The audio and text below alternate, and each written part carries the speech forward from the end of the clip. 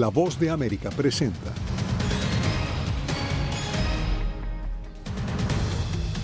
Una de las tormentas más poderosas registradas en el Atlántico se aproxima a Florida, provocando evacuaciones masivas y alertas de emergencia. La Casa Blanca rechaza acusaciones de que fondos para emergencias son desviados para asistir a migrantes indocumentados. Biden y Netanyahu conversan mientras Israel sopesa respuesta a ataque con misiles de Irán. Alerta de sequía. Reporte de Naciones Unidas revela que el 2023 fue el año más seco para los ríos del mundo.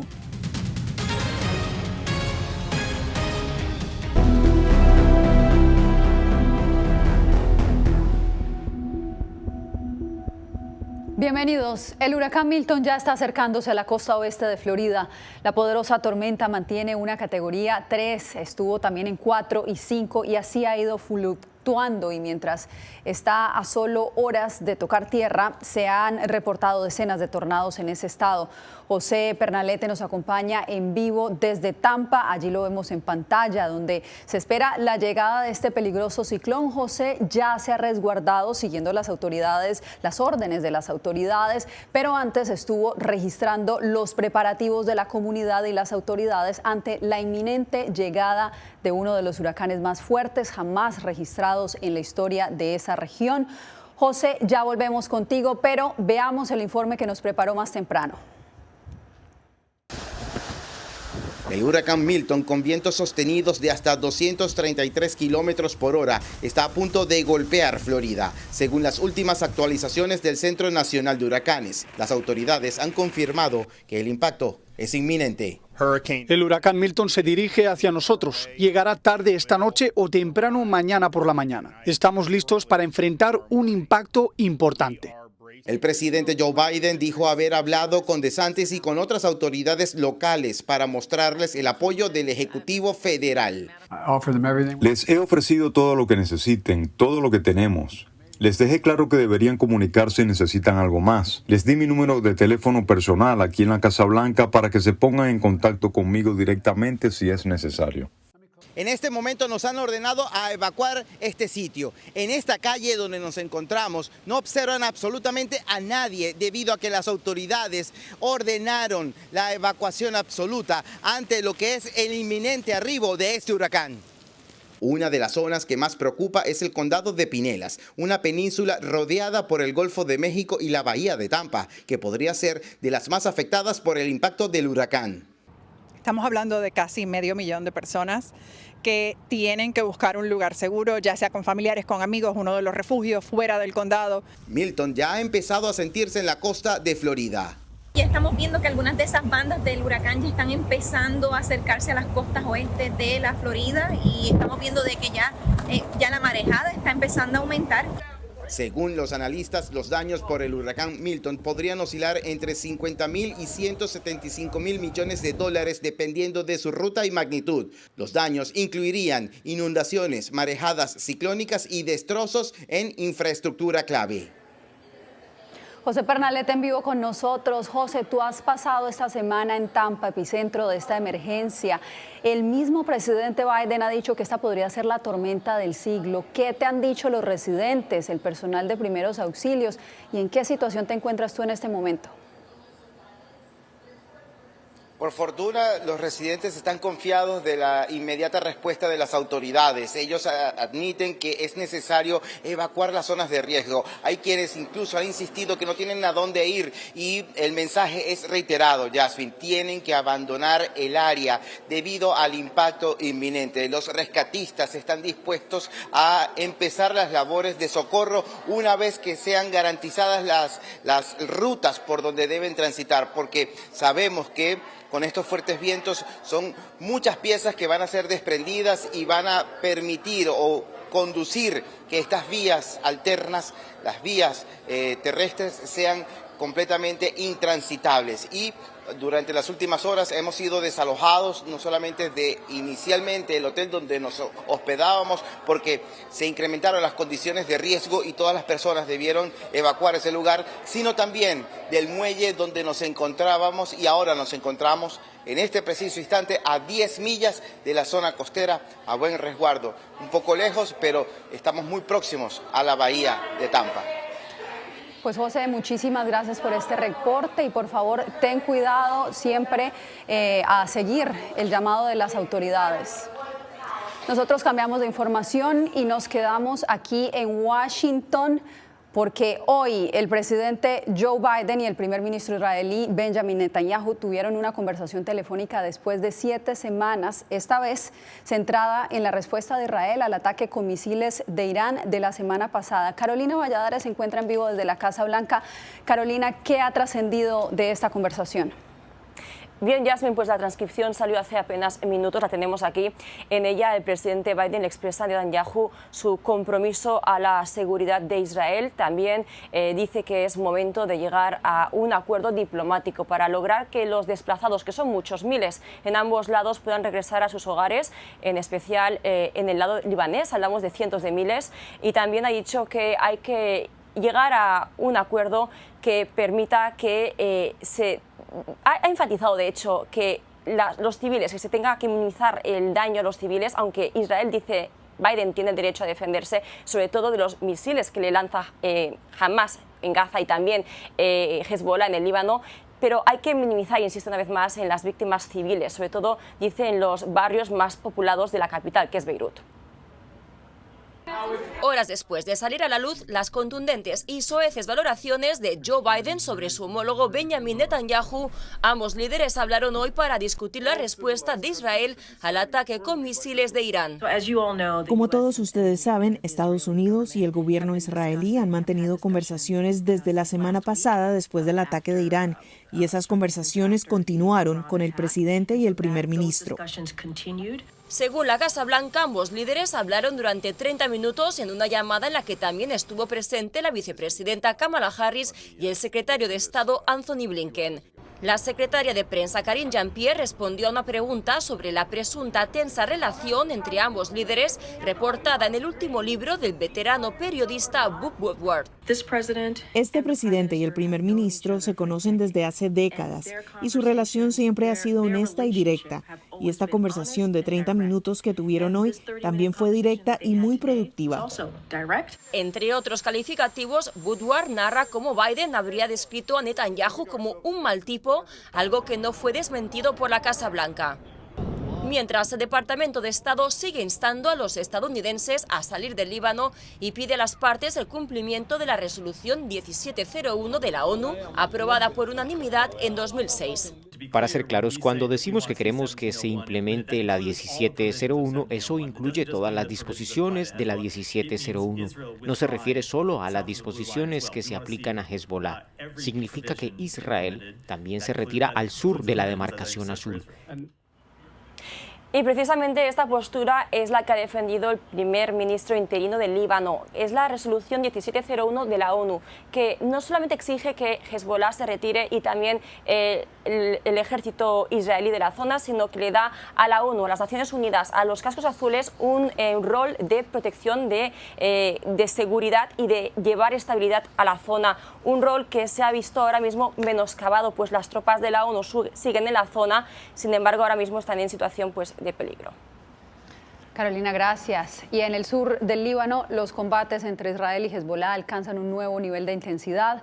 La milicia libanesa afirma que está expulsando a las tropas israelíes.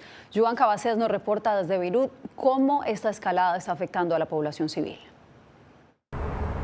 El sur del Líbano es el escenario de combates cuerpo a cuerpo entre Israel y Hezbollah, según la propia milicia libanesa, que asegura estar expulsando tropas israelíes de la frontera. Ambos actores siguen intercambiando misiles y utilizan el desplazamiento de población civil como arma de guerra. En Líbano hay más de 1,2 millones de civiles expulsados de sus casas por los bombardeos, mientras que en el norte de Israel hay más de 60.000 residentes que esperan poder volver a sus municipios. Naim Qassem, número 2 de Hezbollah y aparente presidente líder de facto de la milicia tras la muerte de Hassan Nasrallah, ha asegurado que los israelíes del norte de Israel no podrán volver a sus casas mientras el ejército hebreo continúe lanzando ataques contra Líbano y contra Gaza. Y lo cierto es que hoy cohetes de Hezbollah han matado 2 personas en la comunidad israelí de Kiryat Shimona. Según reportes, las 2000 personas que siguen en este municipio habrían recibido indicaciones de abandonar la zona y evacuar hacia el sur.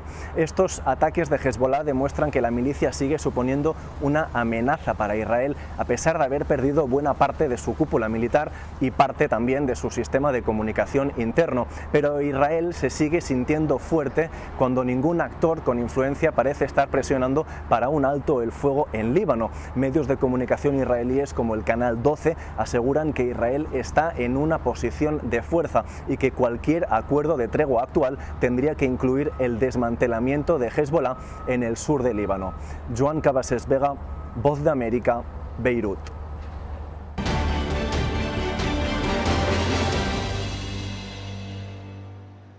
En medio de las emergencias que han generado los huracanes, el asunto se ha politizado tras las afirmaciones del candidato republicano a la presidencia, Donald Trump, sobre un supuesto mal manejo de los recursos de asistencia federal. Este miércoles, el presidente Joe Biden respondió a estas afirmaciones. Laura Sepúlveda nos reporta. El presidente Joe Biden hizo un balance de la respuesta a la emergencia generada por huracanes y rechazó las acusaciones infundadas del nominado republicano Donald Trump sobre un supuesto hurto de recursos públicos.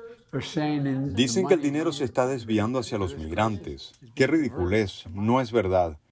Hasta una congresista sugirió que yo controlo el clima, dando a entender que lo envío a los estados rojos. A ver, cosas disparatadas, como sacadas de un cómic. La campaña republicana, que también enfrenta acusaciones tras conocerse fragmentos del libro de Bob Woodward llamado War, que traduce guerra en español, negó el envío de pruebas de COVID a Putin en 2020. Ninguna de estas historias inventadas por Bob Woodward es cierta. Hace parte de la sección de ficción de una librería de descuento o de papel higiénico usado. 7 supuestas conversaciones habrían sostenido Trump y Putin tras abandonar la Casa Blanca.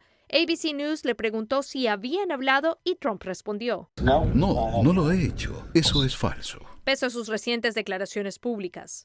Me llevo muy bien con Putin. He hablado mucho con él. La vicepresidenta y nominada demócrata también reaccionó durante una entrevista en The Howard Stern Show. Creo que Donald Trump tiene ese deseo de ser un dictador, admira a los hombres fuertes y se deja manipular por ellos.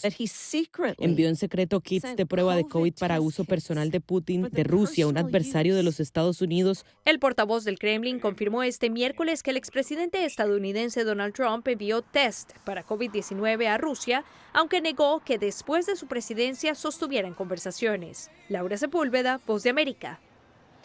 Un condado de Wisconsin, uno de los estados indecisos, desempeña un papel desproporcionadamente importante en la contienda por la Casa Blanca. Verónica Valderas Iglesias nos lleva a esa región, donde la lucha por captar votos se intensifica a medida que se acerca la elección presidencial.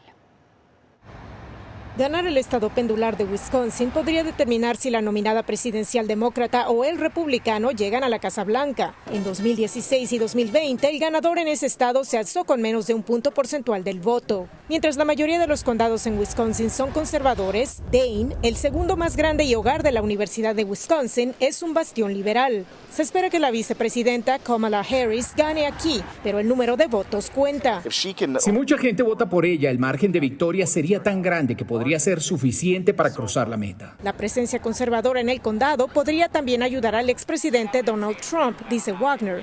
Si convence a 2, 3 o 3,000 personas a votar aquí, este podría ser suficiente para compensar por las pérdidas que tienen los suburbios. Buscando que la participación de los votantes sea alta en noviembre, los partidos demócrata y republicano adaptan sus mensajes para atraer a sus partidarios en este condado de Dane. Los demócratas apuestan a que los votantes no quieran volver al pasado.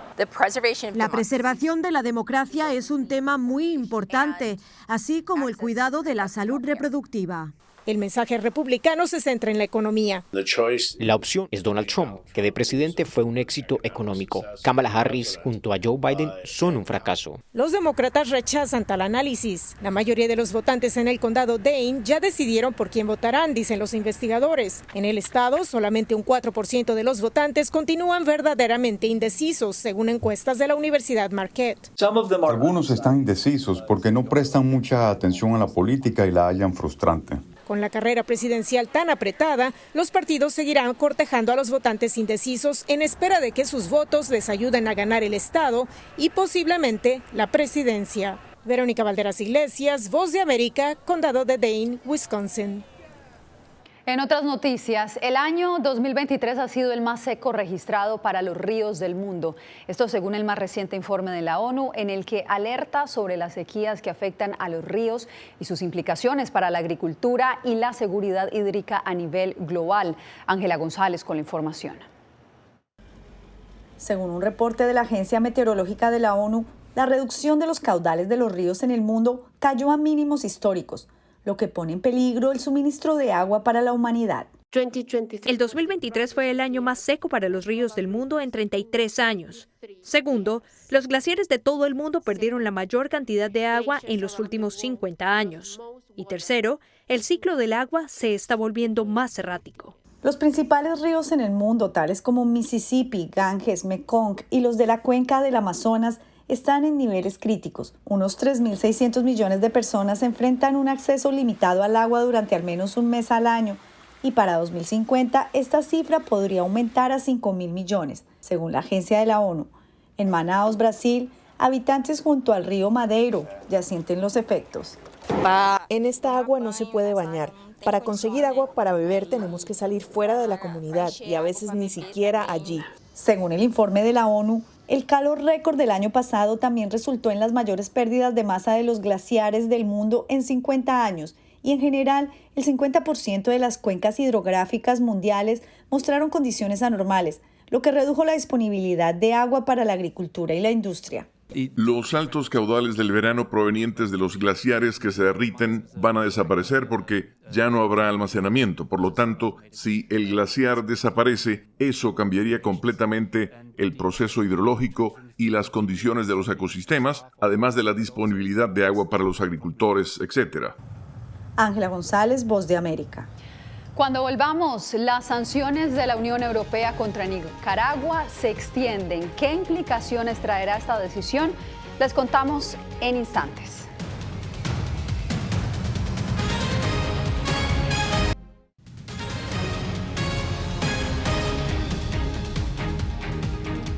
La Unión Europea ha decidido extender por un año más las sanciones impuestas a 21 funcionarios y 3 entidades estatales de Nicaragua, acusados de corrupción, fraudes electorales y violaciones a los derechos humanos.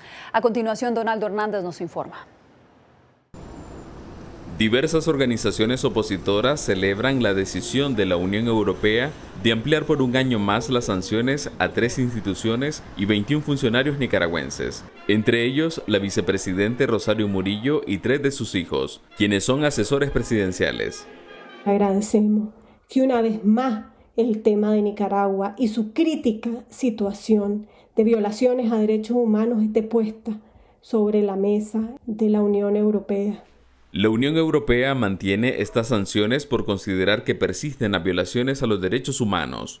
Ratifica que la comunidad internacional sigue sancionando a los perpetradores de violaciones a los derechos humanos y esto es algo que va a continuar en tanto siga esta violación a los derechos humanos.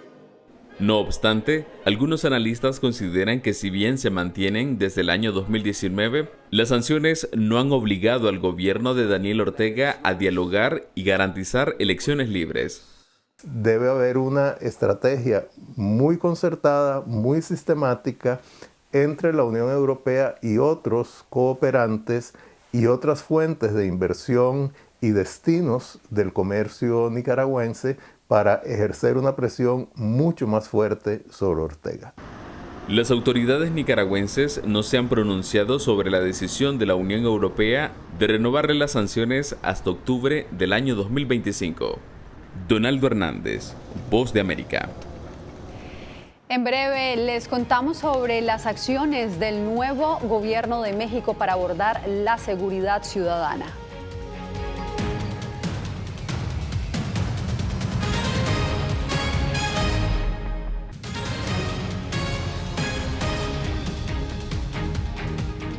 En Guayaquil, Ecuador, 5 personas murieron acribilladas en medio de un estado de excepción impuesto por las autoridades ante el incremento de la violencia de pandillas. La policía informó que las 5 víctimas presentaron heridas de bala. Las muertes violentas se han disparado en Ecuador durante los últimos años.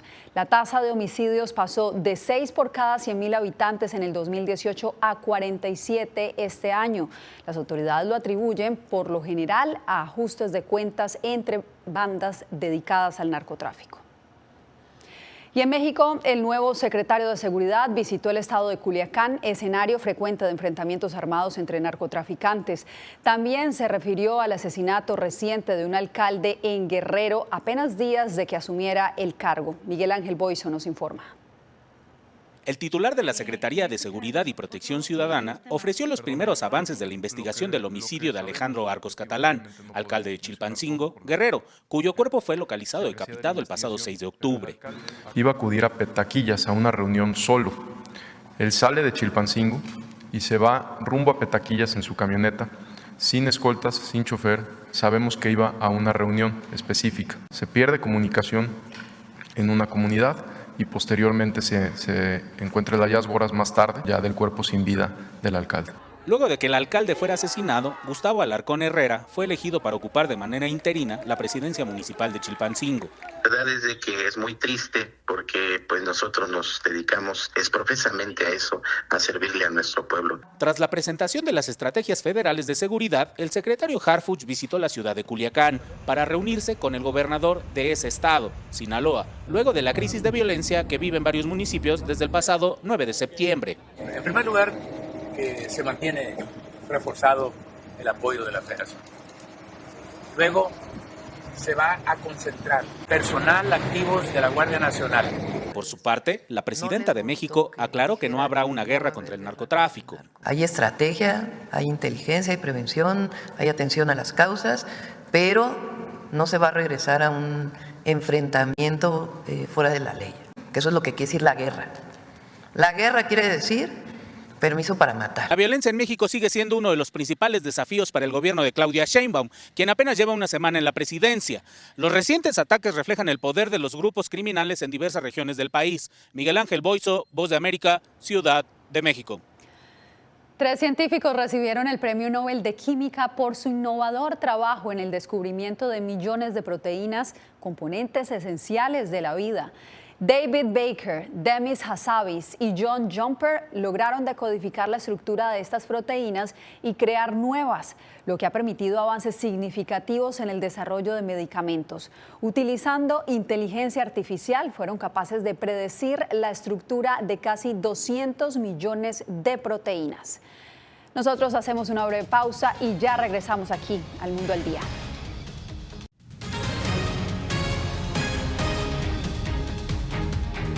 Terminamos con Karol G, una de las figuras más destacadas de